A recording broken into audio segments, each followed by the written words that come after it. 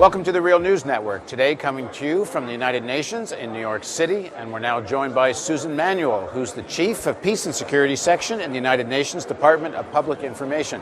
Thanks for joining us. Thank you.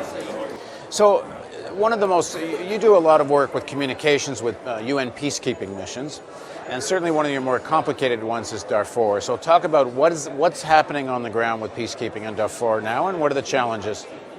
Well, I think, as you know, the Security Council authorized a force about 3 years ago for Darfur, and it's the first time it's a force where the UN is joined with the African Union. So it's two organizations, very different organizations, joined in one operation. We've never gotten all the troops. I don't know the exact count now, but ultimately there's supposed to be 26,000. We've never gotten the helicopters, for example. Now, never gotten from who? Well, troop-contributing countries cough up troops. In the case of Darfur, which is located in the country of Sudan, whenever there's a peacekeeping mission, the government has to agree to it. In the case of Sudan, the government agreed begrudgingly. So they said, okay, you can have it, but we have about 50 pages of conditions, and included in those conditions are that peacekeepers must come from African countries. So we don't have all the peacekeepers yet. The African countries, their militaries, don't have equipment. They don't have transport vehicles. They don't have helicopters. They don't have rudimentary signaling equipment. So all the logistics have to be provided by other countries. So can you name names? Who promised and who didn't deliver? It's not even that people promised and didn't deliver. We have quite a few troop-contributing countries from Africa. We've been begging for helicopters. Begging who? All the countries of the world. Any country with helicopters. I think in the end we may get helicopters from Ethiopia, possibly. But the countries that obviously have lots of helicopters, which will be North Americans, Europeans, Chinese, Russians, they're not interested? This is a mystery to me. This is a complete mystery. And it's not that North America and the United States isn't backing the UN effort in Darfur. They are. They're a major funder of UN peacekeeping. 25 to 27% of the peacekeeping is paid for by the United States. But I don't understand myself why it's hard to get a helicopter. Now, a helicopter is not just a piece of equipment. It comes with a crew of 25 people. I know that the U.S. does not deploy its own troops to UN peacekeeping missions, but I don't understand why not helicopters, frankly. And what's the consequence of not having helicopters? What does it mean on the ground? Darfur is a huge, it's not a country, it's a part of a country, but it's a huge region with very little infrastructure, basically no roads. So if we want to go where the issues are, go where the conflicts are, go where there's a problem, you have to get there. And trucks have been very hard to find. Trucks and jeeps can't cross Darfur quickly. You need helicopters that can transport troops. We also have a Chapter 7 mandate in Darfur, which means it's UN talk for we can use force to implement the mandate to protect civilians. So we're looking for attack helicopters. We've been looking for 2 years.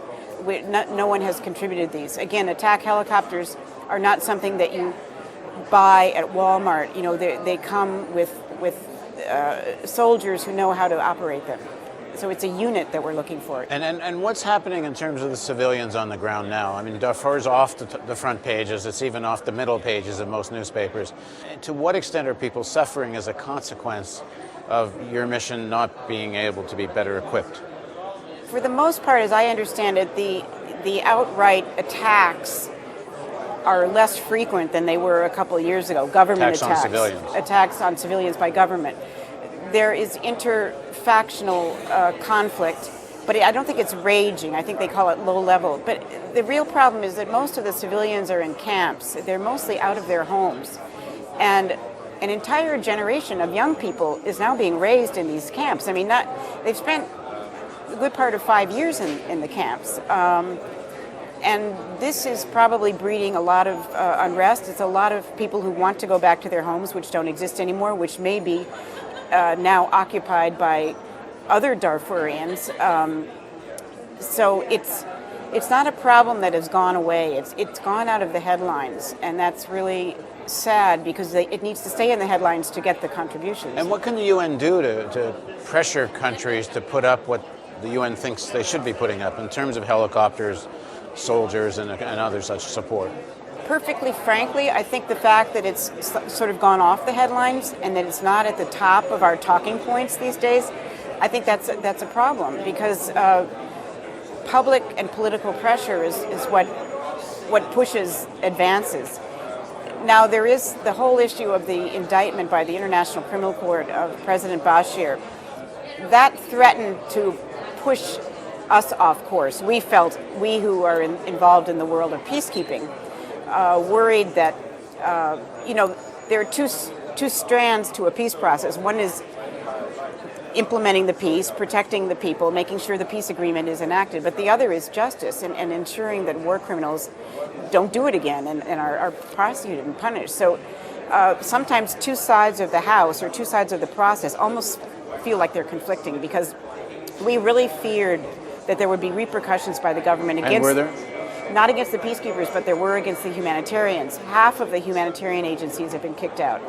I believe that it's about half the effort that it was a year ago. I can't give you statistics on how that's affected people, although obviously the medical, the food, the educational aid has been severely restricted. And it was the largest humanitarian operation going in the world. So essentially, one of the great humanitarian disasters of our time is now off the front pages. It's off the front pages, but it's continuing. You see every now and then, New York Times, Nick Kristof, he tries to keep the flame high on Darfur. And it's just hard to compete with the various disasters that we're facing, especially when it's a long-term conflict. And another hot spot could be North and South Sudan, that was a war that was going on for something like 17 years. And certain groups kept it alive. I remember even religious groups in the United States kept that conflict on the screen of people interested in humanitarian issues. And eventually there was a peace in 2005, I believe. We have a peacekeeping mission there as well. But that peace agreement, we call it the North-South agreement, is in danger. Next year they're supposed to have a referendum on whether they want to separate North and South Sudan. Actually, it's in 2011. But we're concerned about that part of Sudan as well. So it takes pirates to get back onto the front page. Pirates, something really interesting like pirates, yeah. Thanks very much for joining us. Thank you. Thank you for joining us on the Real News Network from the United Nations.